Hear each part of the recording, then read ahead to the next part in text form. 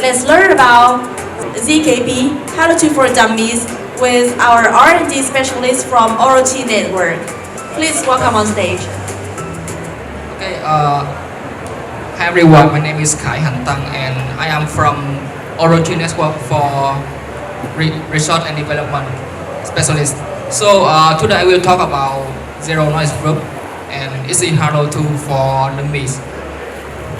So for the outline of my talk, first I will talk about the Blanquist arithmetization. This is a kind of describing the program into something that can be combined into a zero noise groups. And next one I show how to implement this one in Rust programming language. So for the first part of my talk about Blanquist arithmetization. So first one I would like to talk a little bit about zero noise groups.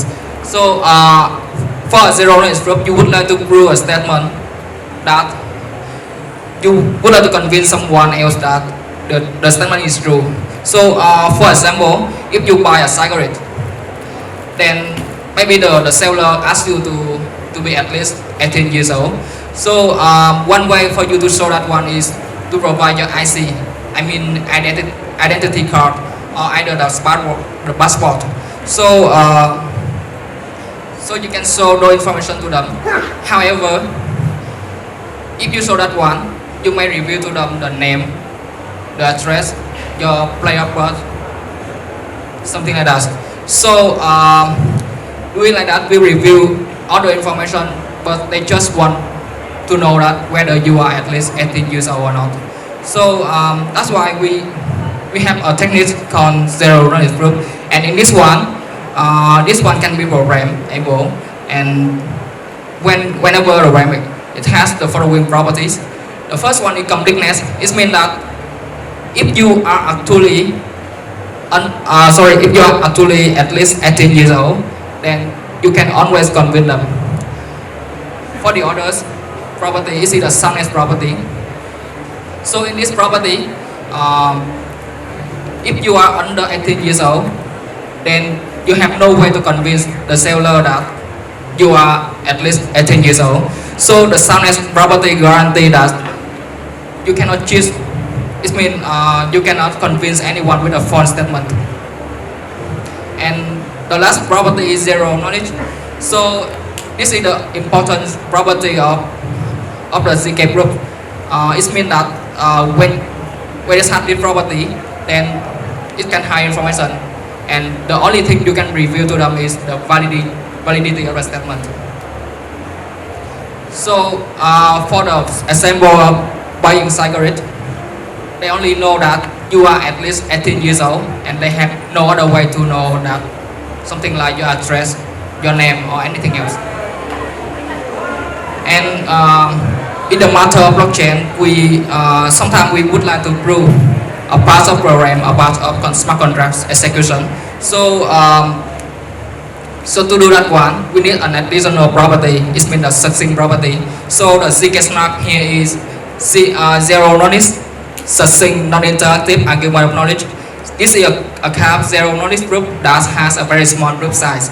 So and another property that we also need from the ZK snark is the fast verification property. So for example, if you would like to prove maybe 100 to 1000 of smart contract execution, so by applying this one, you can prove them in one group, only one group, and the group is very small because of the ZK snap property, I mean the succinct property, it has a very small group size. And then when you send to the verifier will verify that one quickly with a fast verification property. So so now I introduce you about Halo2. So Halo2 is a ZK library that implemented in Rust programming language. So in particular, for this one, it helps you to transform a program into some kind of programming. So for example, the program here is like an arithmetic circuit.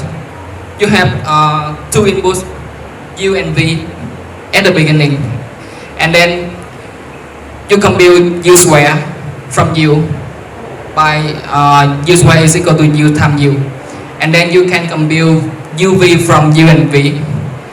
Then next you can compute 3uv from uv2 and u square plus 3uv, and by doing this one up to this one, you get the result that is the function computing fuv equal to u square plus 3uv plus v and plus 5.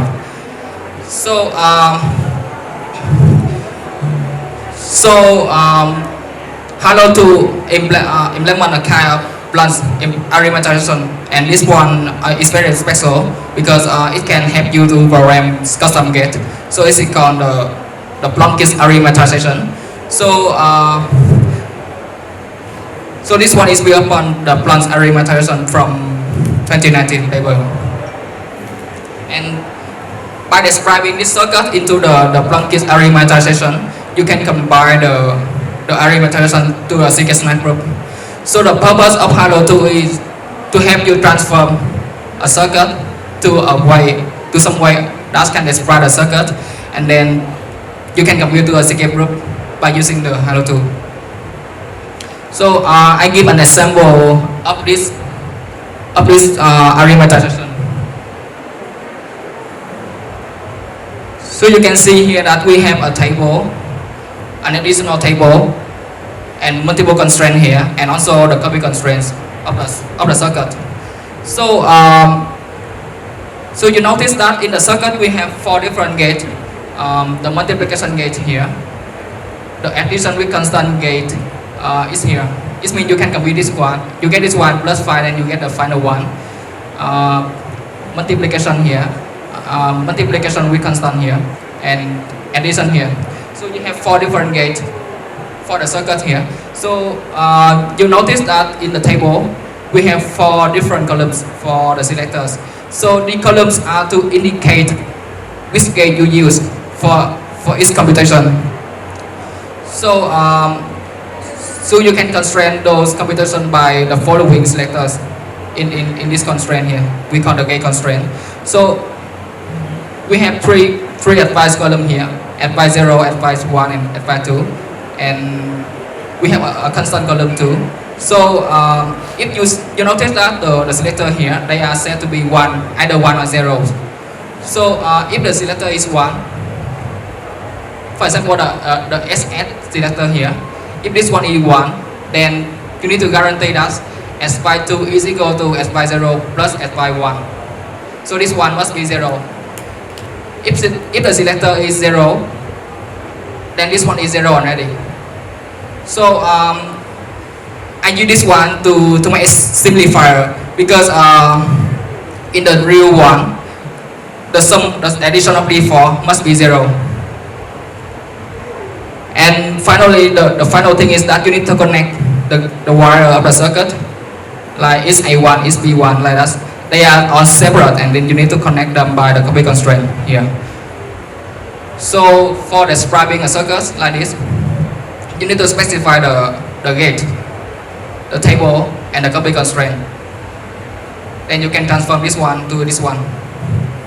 So now I will show this one, a way to implement this one in Halo2.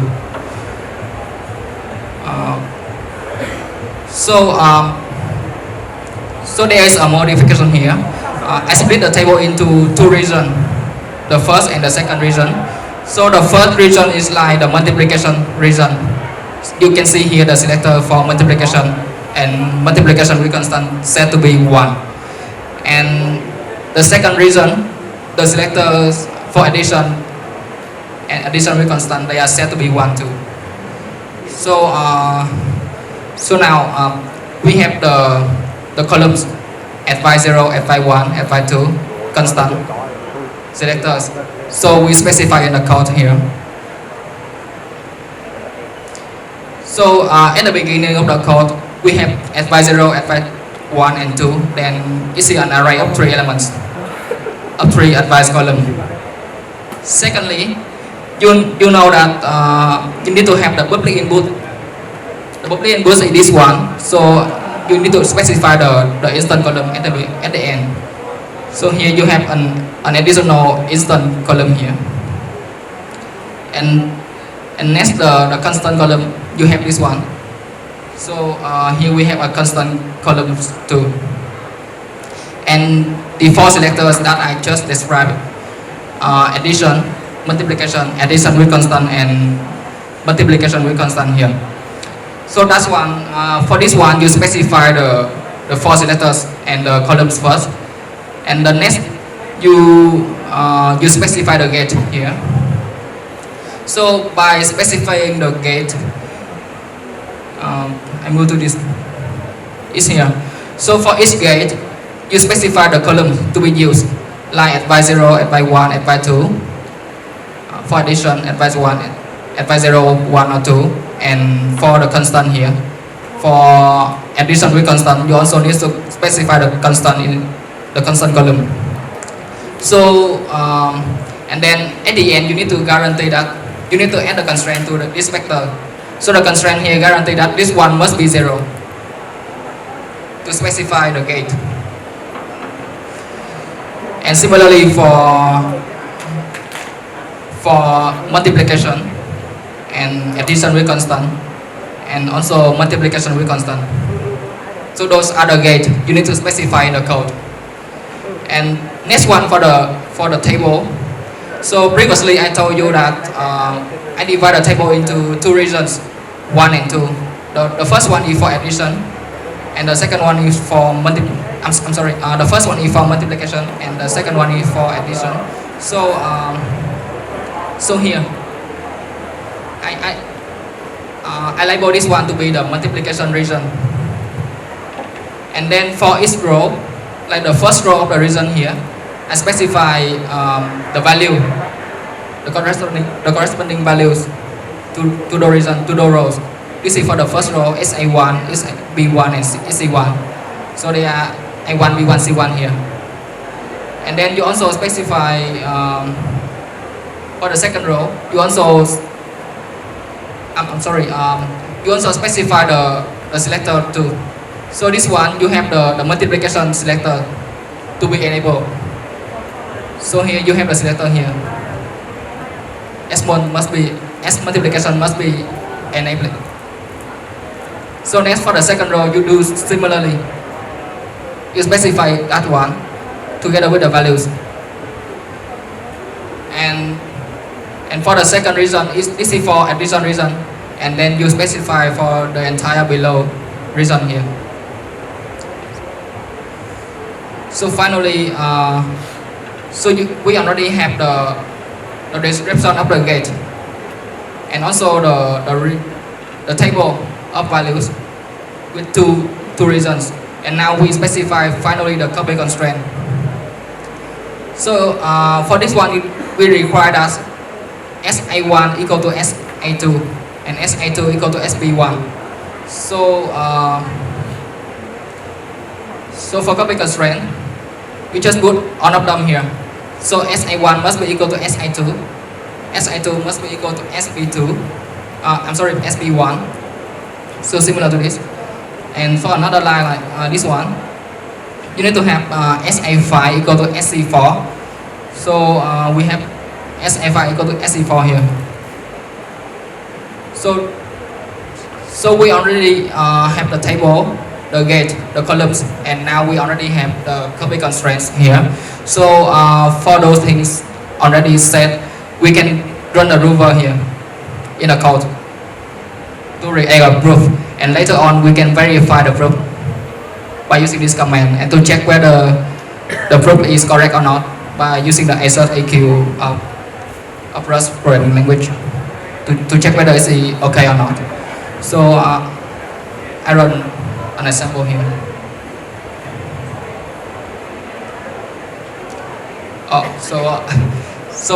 There is no error, so the code runs successfully. So for example, if there is some error, like I try to make the font statement, like FB 1.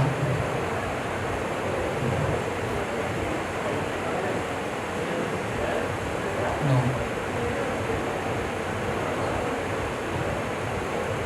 If I try to make the font statement, then you can see here the causes error. and we have the back tray of the code. So if I change back to the previous one without any error, then I get the result in successfully. Okay, so thank you for your attendance.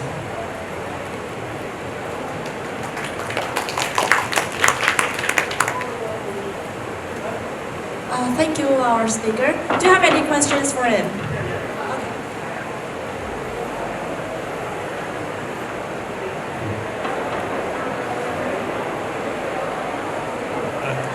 Thank you. Your presentation is very interesting. I don't know much about layer 2 and zero knowledge. However, I want to learn more about this presentation. The first one is, can you show me more application of this when you apply zero knowledge to layer 2 in similar in real user case? For example, some between communication between layer 1 and layer 2. And the second one is about theories. You show many formula in mathematics in your presentation. However, I don't see that. Is there any proof or sometimes or you show difficulty when a hacker try to hack your formulation? For example, if you in crypto we use signature, a digital signature and hash function, and they are proof in and they have a difficulty in its problem, but I don't see any difficulty in your formula. Yeah.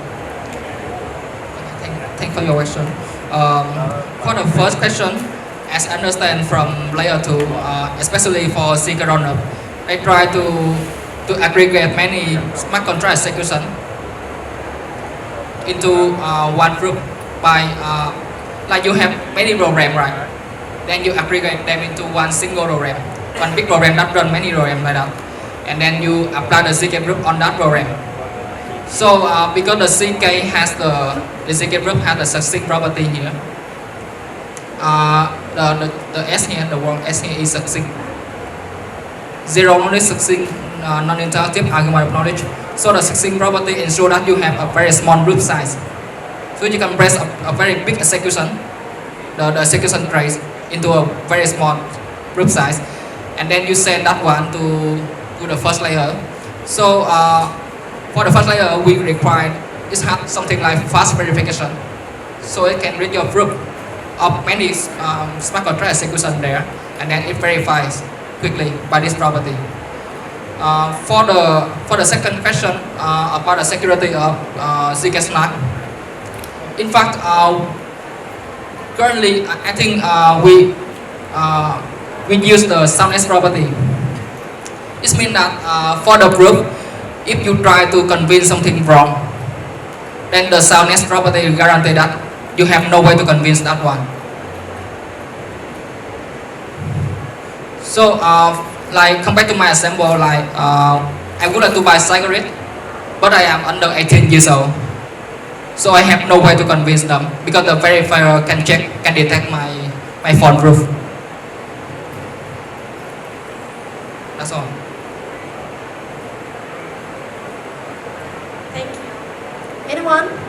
Do you have any other questions for him? Okay, so I think that's pretty much it. Thank you so much for joining us today. And thank you everyone for being here in the room for our workshops.